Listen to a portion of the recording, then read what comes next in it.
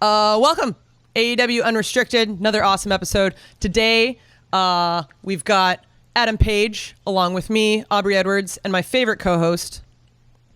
It's probably called the Jolie co-host. Yeah, that's true. Who are you again? Alex Marvez. There he is. Yeah, it's AEW Unrestricted. We're here today with the wonderful cowboy himself, Adam Page. AEW World Tag Team Champion with Kenny Omega. You won the men's Casino Battle Royal back Double or Nothing last year. It's been a year, yeah. It's been a year. It's nuts, man. A year. ROH World Six-Man Tag Team Champ. That's true. Yes. You've got some CFW Mid-Atlantic Heavyweight Champion and the Tag Team Champion. So you've got a bit of a... Wow, yeah. That did happen. Yeah, you've done quite a bit, which is awesome. Cool. Yeah. I like to think so. I like to hope so. Anyway. Just pretend. I mean, wrestling's all perception, it's right? It's the biggest thing in the world. Yeah. Yeah. In reality, though, it's been a good run, hasn't it? It has been. Yeah. So surprising. I think when I started wrestling, I had no intention of doing this for a living. I just kind of thought this is fun, and at some point it started, becoming a living. And yeah, hell of a run. So all of a sudden. Cool, man. So. You describe yourself as an anxious millennial cowboy.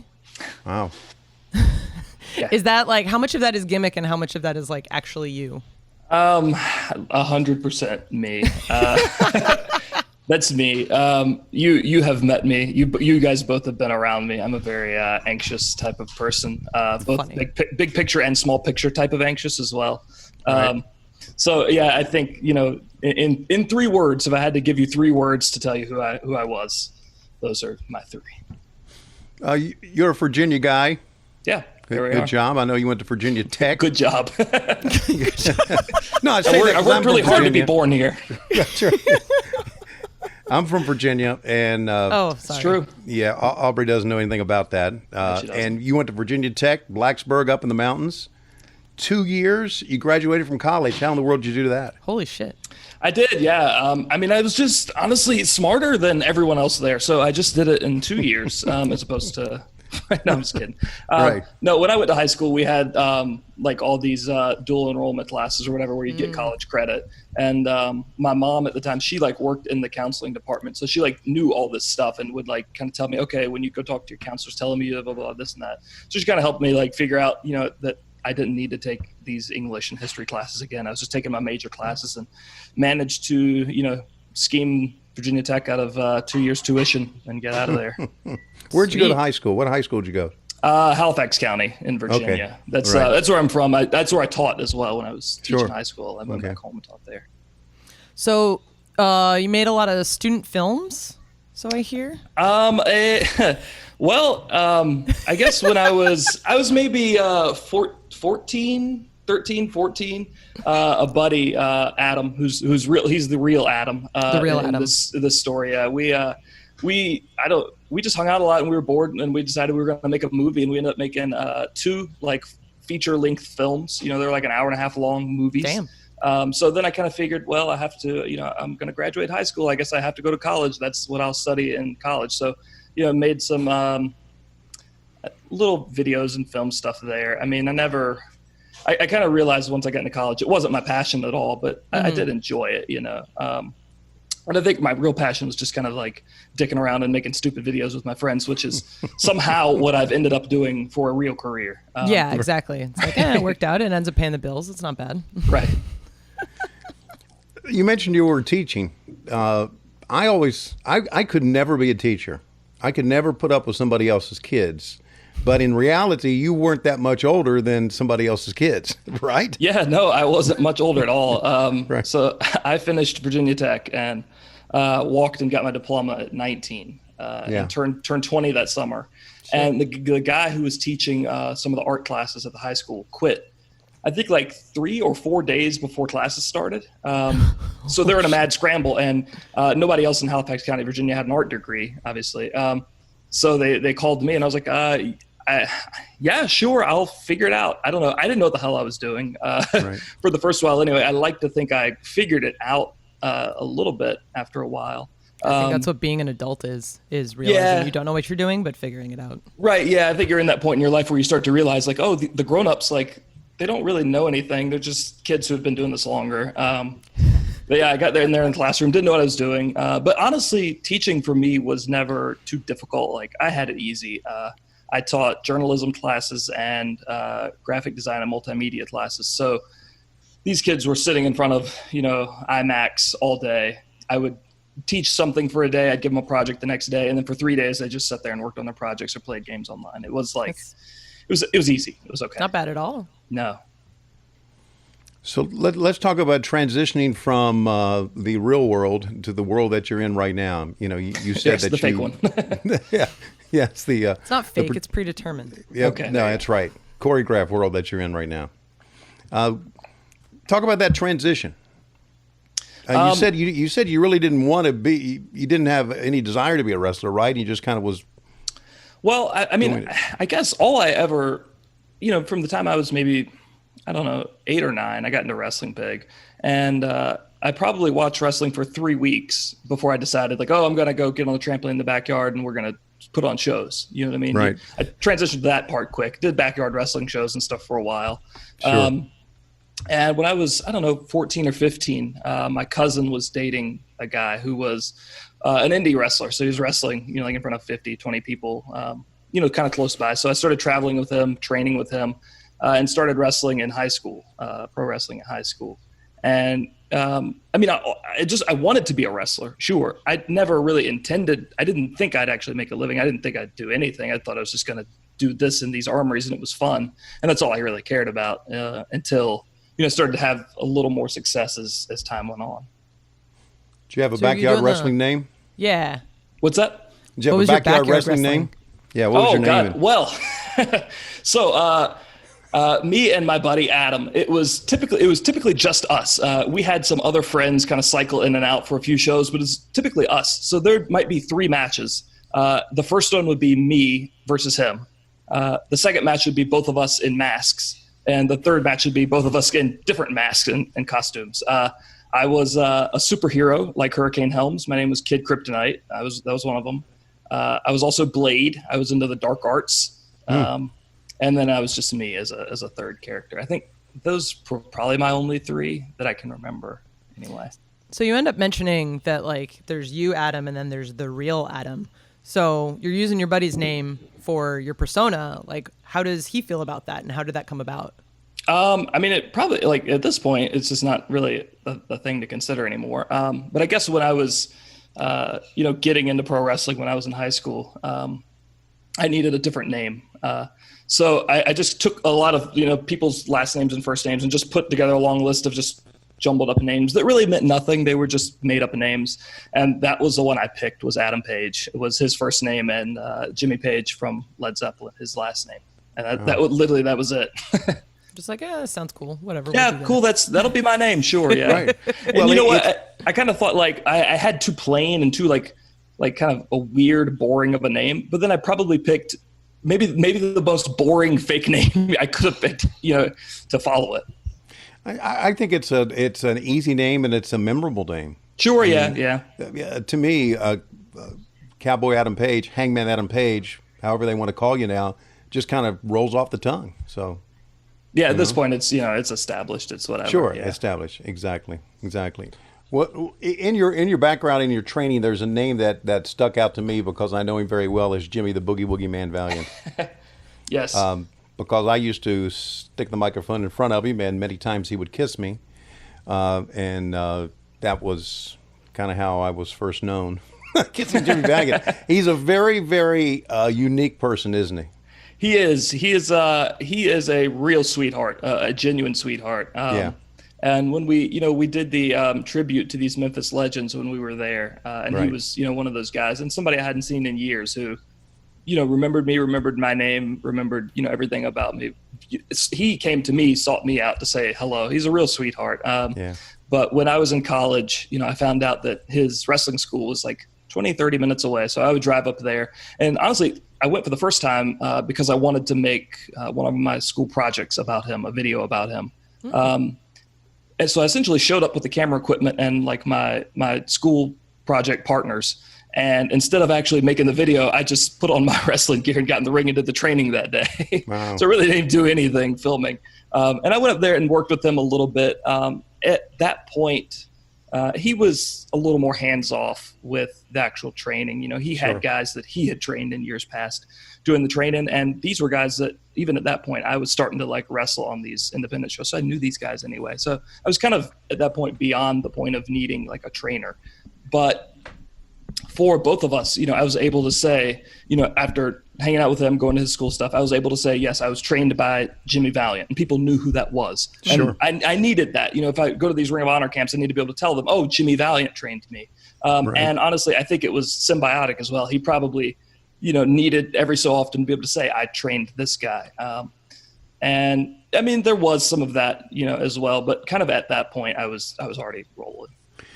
You know, the world has changed a great deal as far as wrestling tryout and wrestling camps are concerned. And I say that Jimmy Valiant is very old school. Not so sure how he started, but I can remember back in the day when he was wrestling and guys wanted to become pro wrestlers, they would come to like the Charlotte Coliseum in Charlotte, North Carolina, and Gene Anderson would just beat the shit out of them and make them run the stairs. And if they lasted and came back the next day, maybe they had a chance. I'm sure that didn't happen at Jimmy Valiant's camp. Can you just briefly describe what the camp was like? You know, Jimmy Valiant's camp, I would describe it as exactly opposite of that.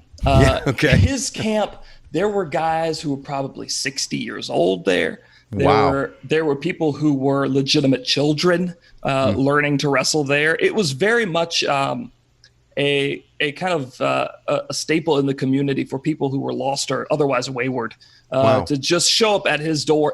The training school's at his house. You know, it's just a little building outside his house. So you just show up at Jimmy Valiant's house and say, hey, guy, I want to learn how to train to wrestle. And he'd say, okay, come on in, baby. And we'll do it. So it was almost the exact opposite of, you know, Gene Anderson beating the hell out of you when you show up. Right. So you were doing a film project with Jimmy. Did anything ever come of that? I mean, it's on YouTube. I'm pretty sure we got a good grade on it. I ended up doing 2 of them. I did one like the next year on my own, I think.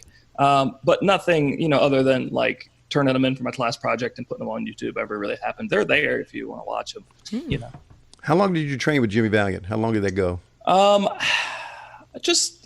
of all, you know, I would go up there sporadically for the couple of years I was at Virginia Tech. I couldn't say I went more than 10 times. Okay. And, you know, I would see him at some of those, he got me on some like independent shows up in that area as well. Right. There wasn't, you know, and there still isn't much wrestling in Virginia. So I didn't really know those people. Most of the stuff I did was in North Carolina. So he kind of got me on some stuff up there as well. Right. That's the old mid-Atlantic territory. It really is. The Carolinas and Virginia. It is, yeah, and it's still, you know, typically, you know, North Carolina still and South Carolina still kind of hot, yeah. Right. Okay, we are talking to Hangman Adam Page, and the Ring of Honor called and said they wanted to sign you, and that's where we're going to pick up the story with Adam Page on AEW Unrestricted. This is AEW Unrestricted. Me and Tony Schiavone are here talking with Adam Page. We mentioned a little bit about Ring of Honor, taking a couple of their camps and whatnot, did a couple dark matches. How did it go about with them actually giving you an offer and signing you? God, I don't remember. I'm sure someone gave me a phone call. I don't know. I do remember actually signing my contract. It was the day I showed up for TV, and me and Silas Young were in. I guess maybe Silas had already signed or something. I don't know. We had a match on TV, and they told us like, you got like 5 minutes, but just go ape shit in 5 minutes. So we did like a bunch of crazy stuff in 5 minutes, and I remember I signed my contract. I think after that evening, and got started there. I want to throw out a couple of names to you and how they influence your career and what you learned from them. First of all, guy that works behind the scenes for us, BJ Whitmer. Yeah, very instrumental in my career. And you know what? I guess I would like to talk about the decade, the thing that we did in Ring of Honor there as well. Sure. Him and Jimmy Jacobs and Roddy, they were a 3-man group called The Decade. Their whole deal was about, you know, like teaching these young guys to respect the older guys and, you know, respect Ring of Honor and all this kind of stuff. And when I started Ring of Honor, I might have been there like 5 or 6 months. I was floundering, honestly. I was just kind of like plain cowboy, or not even cowboy guy. I had a trucker hat. But I wasn't really doing anything creatively. And Jimmy Jacobs had the idea to bring me on as their young boy. So I was honestly kind of pissed off about the whole thing when it started, because I thought, like, this is so demeaning. But I kind of realized after a couple of weeks, like, if I'm going to do this, I might as well do it right, and started wearing like little track suits and carrying a towel and a bucket of water for those guys, and like made it a whole character, and decided, make a whole character arc out of it, young boy. Right. Just kind of like come up through the ranks as their young boy, and what ends up happening to me at the end of the thing. And BJ was excellent to work with all that kind of stuff. He had tons of great ideas, still does. And somebody, really good to bounce stuff off of. Okay, so you go to New Japan Pro Wrestling in June of 2016. How was it for you in Japan? Weird. How? Weird. Why? I don't know. I'd never been to Japan. I don't think I'd ever, other than just like a trip to Toronto, been out of the out of the country. So it was strange. And it was obviously, the wrestling culture is different. And when I got the call that they wanted, they're interested in me in New Japan, stuff like that, and I was going to go and do this 3-week tour to start off with, I didn't know that much about New Japan, honestly. My knowledge about them was kind of limited. So I was trying to like hurry up and learn who everybody was and what they did. And that's like a big learning curve. Like getting there and you're wrestling these guys and you kind of like, you don't really even know them yet. You don't even know what they do and those kind of things.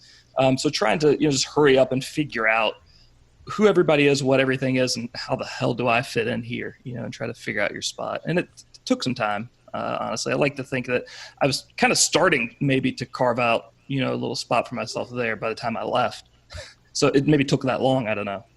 So you've got New Japan, but that also kind of brought about your position in the Bullet Club. Right. And that was genuinely the best thing that ever happened to me. Getting put with, Matt and Nick, Adam Cole was joining the Bullet Club too. He's dead now. Yeah, who is, yes. God rest his soul. R.I.P. Yes. That's good for me. It's the best thing that ever happened to me. Getting to work with those guys who were not only like on a run, but, I came to realize the more I worked with those guys, we saw eye to eye on a lot of things. They made me realize a lot of the things that I thought about wrestling that I didn't know that anybody else felt this way about them. I was able to, feel validated in that way. When we would go to shoot little stuff for BTE and I thought, oh, we should do this, we should do that. And it felt right for once, this is great. This is where I'm supposed to be. Yeah, BTE became the real in thing, the real cool thing, I thought, for wrestling. I think it's in reality, it's what helped get AEW on the map. It is, yeah. I think, I don't have any intentions of quitting wrestling anytime soon. I got you. Good. But now, I even think that by the time I get there, looking back, the stuff that we started doing with BTE and everything that blossomed from it will probably be one of, if not like the biggest point in my legacy, in my career. Right. And not even like that I was the guy doing it. We all had fun doing this stuff together. But, a lot of stuff came out of that, a lot of memorable feuds, a lot of stuff where like when we were with Ring of Honor, people would show up and we were starting to like attendance was going through the roof, and the people there weren't necessarily concerned about what we were doing in Ring of Honor. They would be chanting about me killing Joey Ryan or whatever the hell was going on. So like you like, holy shit, we're on to something. We're filling these arenas, and Ring of Honor is doing a great job, but it's us. We're doing this. This is where this is coming from. It's just nice to have that validation. That, like, it is, yeah. Little stupid thing you're doing with your friends is like people are really into it. Right, and we never, it never felt to me like we were setting out to do something grand.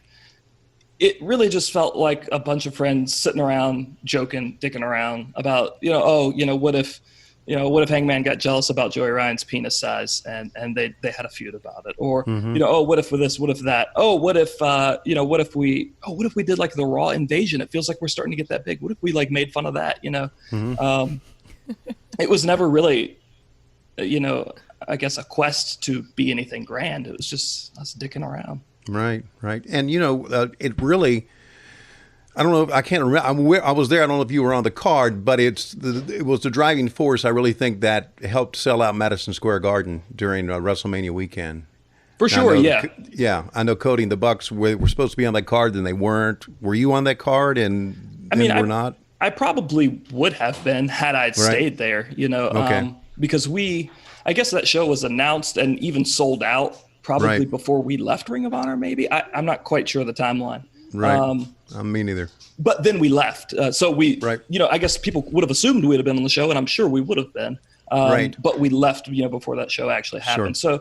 So, and I don't mean to take, all the credit for anything like that. But, selling out that kind of arena, something that's not WWE at that time was huge. And certainly a lot of it had to do with Ring of Honor. A lot of it had to do with how hot New Japan was and those guys, too. All right, I want to throw another name out at you because he's a real good friend of mine. He's not with our company right now, and he is out of his freaking mind. Okay. His name is Luke Gallows. Yeah. Where did he what did he have to do with the name Hangman?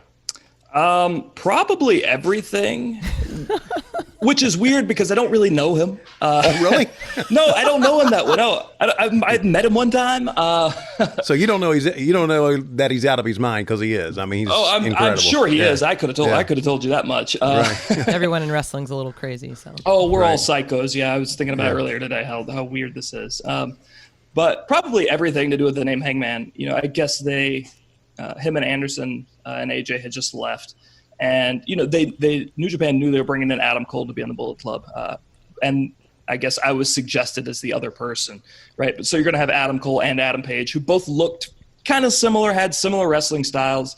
And Adam Cole was like main event ROH guy at that time. So I was going to have to do something a little different. And that was kind of the suggestion to me from Gato, my name. And I kind of thought like, the name Hangman would be cool. Like if I have this noose like he used to have or whatever, instead of being Gallows, I'll be Hangman, whatever. That was about that. Me telling you that story was probably about as much thought was put into the whole thing at the time because I was just so excited to get over there and get the thing going. Well, it worked. Right. Those are the things that work, right? I mean, they really are. Sometimes it's off the cuff and you go with it. Right. Yeah. And I mean, sometimes it's someone else's idea. Sometimes it's your idea. Sometimes you don't even have time to think about it. You just have to hurry up and do something, which was kind of the case at that time. All right. You mentioned Joey Ryan. Talk about that, the BTE storyline about killing him with your boots. So, God, a lot happened here. I can't remember. Did you make him drink your pee or did he drink your pee? Oh, it's funny you bring that up.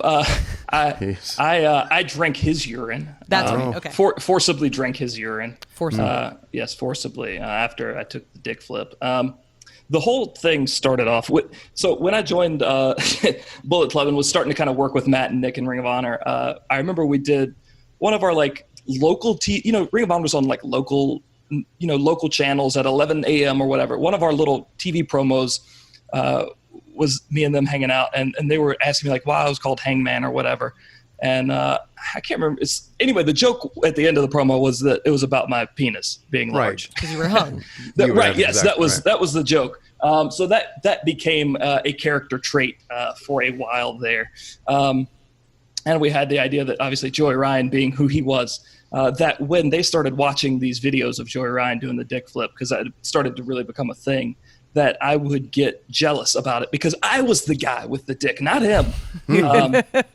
So that's what happened. And that's, something that I don't, and for me, that is like, not to toot my own horn, but a piece of character consistency that even then I was insecure about my place in this group. And that this other guy, Joey Ryan, they thought he was funny and thought he was cool because he had a dick. No, I don't think so. So that's where that all kind of started. And a lot happened from there. And it ended up in what was attempted murder. I actually didn't end up killing him all the way. Attempted murder, yes. Mm-hmm. Yes, he never actually perished. I certainly thought he had died I think when I left him. That's the difference, Your Honor, between murder and attempted murder. You just heard it right here. Thank God it never went to court. Okay. Let's talk just a little bit about All Out in Chicago. When did you hear that Bucks and Cody started talking about this event, which kind of set the stage for everything to get rolling? Oh, so for the first All In, I don't remember exactly. Man, I wish I wrote this stuff down because I don't remember when I heard the first thing about it. I'm sure that the idea had started to kind of get hatched at some point, before I kind of knew anything about it. But as soon as it did, everything we did, for BTE, we started to think about, well, if we're doing this on BTE, how can we make it pay off? I guess we had being the elite, and you can have the payoff on the show, but it felt like it was gaining so much steam. There had to be like a bigger arena for this to pay off in, like a live wrestling show for some of these things to pay off in. And I think I was probably in the middle of the Joey Ryan thing there. And we're trying to figure out like what I would do for All In. And I wanted to wrestle Joey Ryan because it just felt natural. It felt right.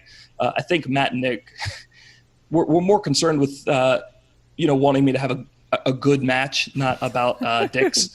So you their can have a good match about dicks. Well, you can, and that's what I like about wrestling is that you can have a good match about dicks. But I guess in this one occasion, they wanted something a little different, and we decided to do something with Joey Janela, which, looking back, I think was a great decision. It was a fantastic match. He was on fire at the time, and the match was great. I loved it. Yeah, excellent. Yeah, that has to be your best memory for that night, right? That Chicago street fight. Yeah, that was my match. We had a great time. Joey just got absolutely murdered. He took some insane stuff in that match. I'm surprised. I'm always surprised I don't die, but I'm very surprised he didn't die. My favorite memory from that evening, though, is after I got dick flipped by Joey Ryan. We had the 10 inflatable penises. The druids. The druids, yes, the penis druids. Yes. Hoist me out and carry me out of the arena. And I remember as they were carrying me out, I was laying, face up on my back. And I couldn't see the crowd or see anything but like the ceiling of this place. And all I could see. So I was totally in tune, like just listening to how insane it sounded. And what a strange thing this was. I wish I had like an aerial photo pointed straight down at that.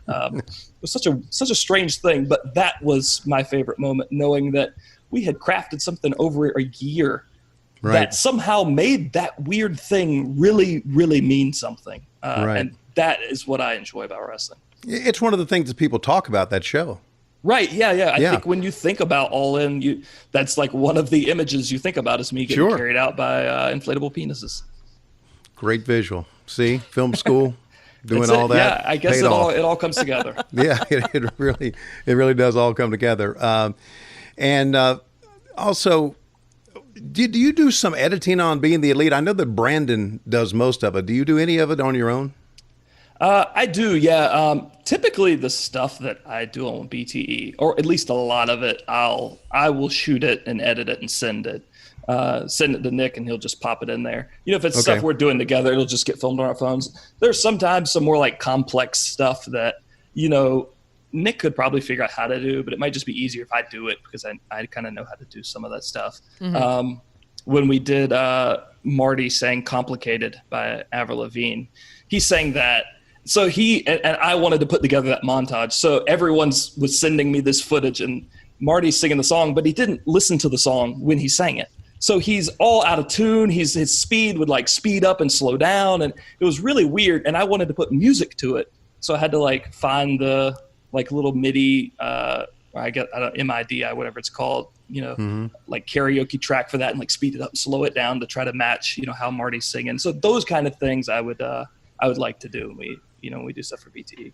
Fantastic. So we talked a little bit about BTE, your time with the Bucks, talked about All In, and obviously that's all going to go to the craziness that is AEW. So we'll talk a little bit about that coming up. This is AEW Unrestricted. We're talking to Adam Page. Talked a little bit about ROH, New Japan, the Bucks, Kenny, All In, all of these things that are just kind of like building and building and building, and eventually AEW is a thing. So when did you first hear about AEW? Boy, I'm always afraid I'm going to say something that's like too much. Like we'll edit too much, it in post. But I'll do it anyway. I was. You know who our bosses are. It doesn't matter. Right. Yeah. I was in Japan at the time for G1, and I remember we were in Tokyo because I was staying at Tokyo Dome Hotel, and I remember which gym I was in, the little Ginza gym, and I was texting Matt and Nick because I think we were like halfway through the G1, and I'd probably got approached by different people from New Japan, kind of asking me like, hey, are you going to stay with Ring of Honor because we're kind of interested. I think they were kind of maybe interested in me becoming like a full-time New Japan guy. So it's just kind of mentioning to them that like, hey, New Japan is talking to me a lot, and I think they might be interested in signing me, kind of exclusive here.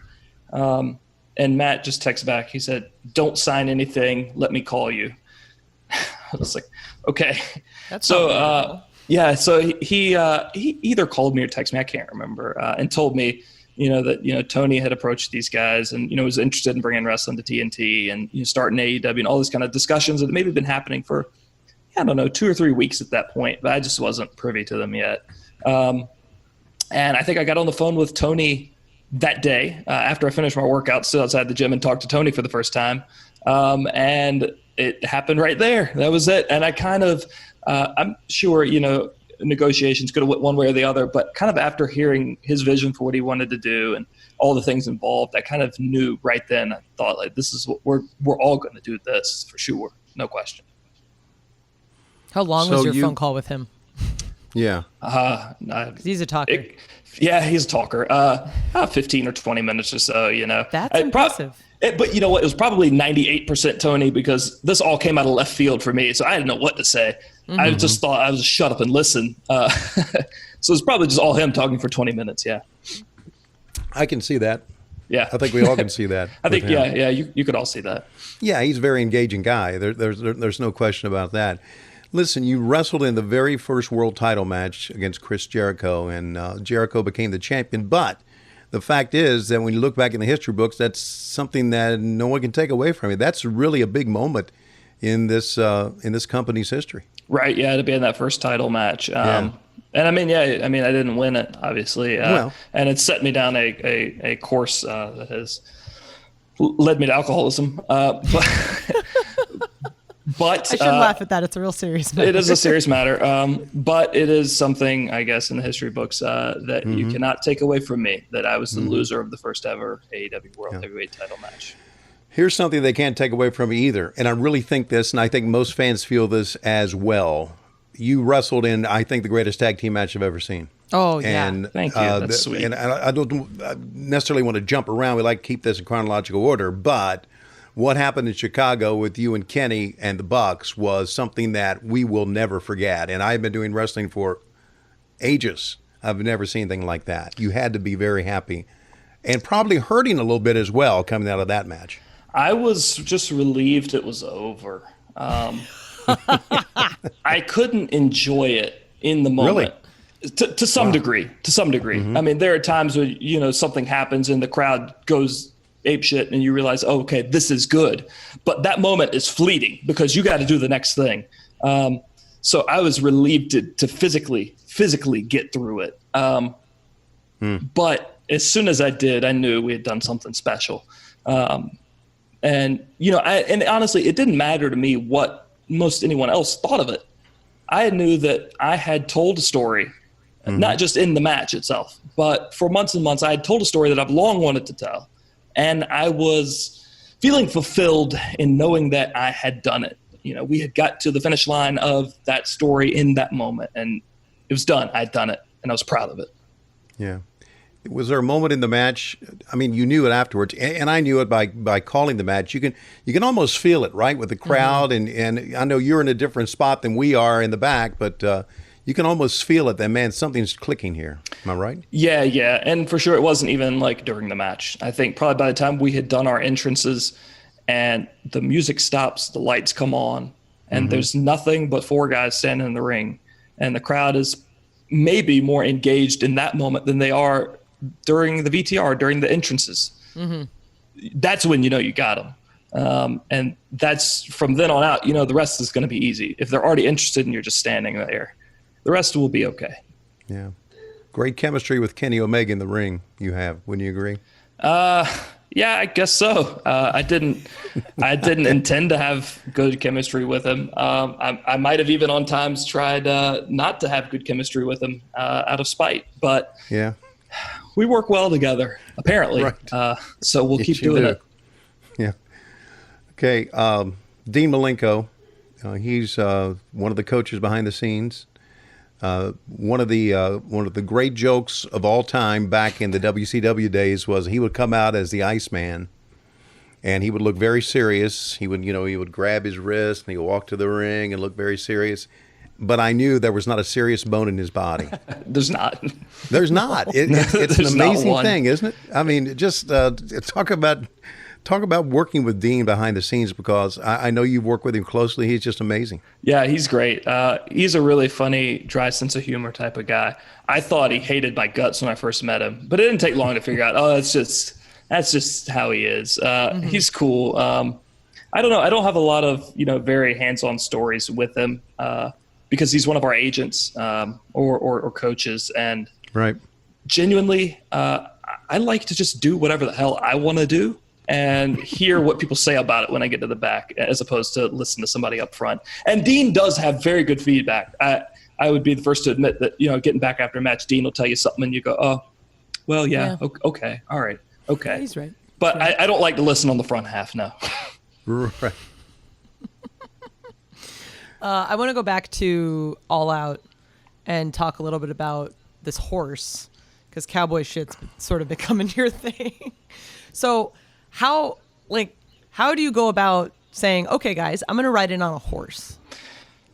Probably in those exact words. I don't know. I just I want to ride in on a horse. So I tried to figure out, okay, where does a performing horse come from? Because certainly I can't ride one of my dad's horses out there. So, where does this happen? I looked up, I think rodeos and rodeo promoters up in the Chicago area. Found a guy who lived in Wisconsin. So got to talking back and forth with him. He owned a horse whose name was Stoney. Stoney was in some of the Batman movies. Stoney was in some other TV shows about Chicago, like Chicago Fire or PD or something like that. I don't know. He's a movie horse. He'd done a lot of stuff like that. Yeah. He's worked a lot. He did a lot of work. So he knew what the deal was. And honestly, compared to a lot of the things he'd done before, All Out was a very tame night for him. So I got to meet them. I drove up and hung out with Stoney and the guy. And a couple of days before All Out, just to ride him a bit and get the feel. He showed up, good and early that morning. We did a few run-throughs and just rode a horse out there. Yeah. You know what, though? Stoney was more afraid during the rehearsals than he was during the actual show with the people there. Really? Really, he genuinely was, because I think by the time we'd done a few rehearsals of me riding the horse out, he kind of figured, okay, nobody's going to mess with me here. This is cool. This is all right. He was getting his footing. They laid down some padding for him to walk on. And I think it rained a little bit that day. So he was really nervous about walking outside in the rain. So kind of getting inside from that and then figuring out that this is an okay place to be. He was cool. Yeah. And he passed, didn't he? He has passed on to the great pasture in the sky. Yes, he has. God rest his soul. God rest his soul. Yes, his owner, Frank, his name is Frank, texted me, I think a couple days after he died. I sent them a gift box in the mail, a little condolences gift box. Yes, that's very great. kind of you. Yeah. Big part of my life, Stoney. Yeah. What we got going on now with you and the drinking and people chanting cowboy shit, and there's, you grabbing beers at ringside, which obviously in what we're doing now, we're not really doing much of that because of what's going on. But that, to me, you get as big a response as anybody now when you come out. Thank you. That's sweet. Don't you agree with that? I mean, you really do. I like to think I'm doing all right. I don't know. I'm my own worst critic. I would never even admit if I thought I was the best. Well, okay. But what I'm saying is, I'm not saying you're the best, but I'm saying that you get as good a reaction as anybody. And you have to know that when you come to the curtain and that music hits and we hear the horse gallop, fans react to that and they start chanting cowboy shit, and they want you to have a beer with them. There are signs for you. You've body surfed out before. I mean, it's just the people are really into this, right? I mean, you got to know that. Yeah, something's working. And genuinely, I've always felt this way, that if you leave, if you tell a wrestler what to do, you'll get results. But if you leave a wrestler to his devices, they're gonna sink or they're gonna swim. Right. And a lot of times, I think you can swim a lot better when somebody just throws you out there than if they try to teach you how to do it. Yeah.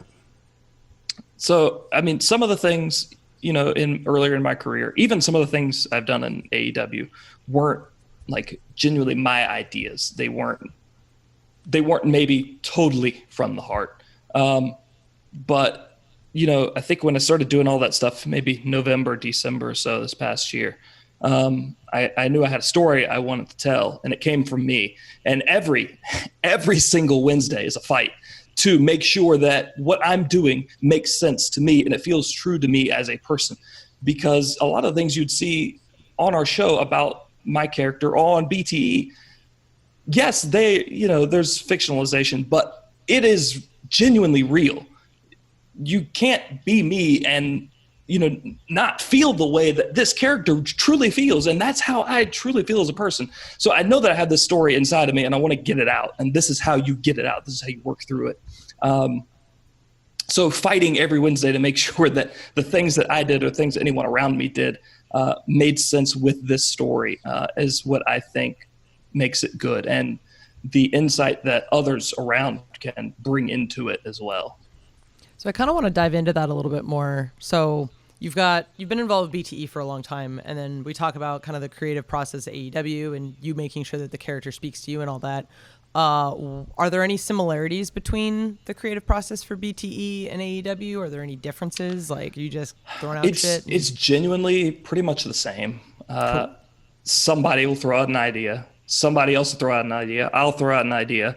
It's a collaboration. What you end up seeing is not just one person's idea. It's a lot of people's ideas that somehow get meshed and molded together. Some people might be represented. Their thoughts might be represented more than others in instances. But genuinely, it's the same. The creative process, at least in my experience for BTE and AEW, is largely the same. The only difference being that with AEW, it's not just a few people. It's a whole lot more people involved. There's a lot of people involved, yeah. Which I think makes it more challenging, makes it more difficult, right? I mean, but that's just the nature of the game. Big time wrestling, buddy. And a lot of people are watching now. So, yeah, that's right. I get it. Yeah. Want to talk to you about your Spotify playlist. Oh, shit. Yeah, the Anxious Millennial Cowboy Spotify playlist. I did. I started paying for Spotify so I could do that. Clearly on quarantine, I've been out of my mind. Right. Can't judge people during quarantine. Can you just off the top of your head give us some artists who are on there? I noticed we don't see any Led Zeppelin, Jimmy Page on there. No, I didn't. I mean, I could. I don't know. I felt I would stick more to my cowboy theme a bit musically. I'm a large fan of kind of outlaw country music. Sure. I'm a large fan. There's a guy named Orville Peck, who I'm a really big fan of. Some other country or country adjacent musicians that I've just started to kind of get into, honestly, during quarantine, just flipping through and hitting every little button after suggest the next thing. Oh, these are some things I like. Sure. I don't know. I like things that are counterculture in their own way, things that kind of flip the script a little bit, things that are a little outlaw, in whatever way they are. It's kind of what AEW is trying to be. Honestly, yes. That's kind of what the idea. Exactly. Thanks, buddy. You're having a great career, man. Hell yeah. You really are. All right. Hope to see you soon. You too. I'll see you soon. Yeah, see you soon. All right. Our thanks to Adam Page. And don't forget, you can subscribe to AEW Unrestricted Podcast for free wherever you get your podcast. And what are we doing on Wednesday nights there, Aubrey? Wednesday nights, Dynamite, TNT. You can watch it every week, 8 o'clock, 7 Central. It's awesome. You should be tuning in. If you're listening to this, you're probably tuning into Dynamite. But just a general reminder, it's really, really fucking good wrestling. You're damn right. So for Hangman Adam Page, I'm Tony Schiavone. I'm Aubrey Edwards. Thanks for listening to Unrestricted.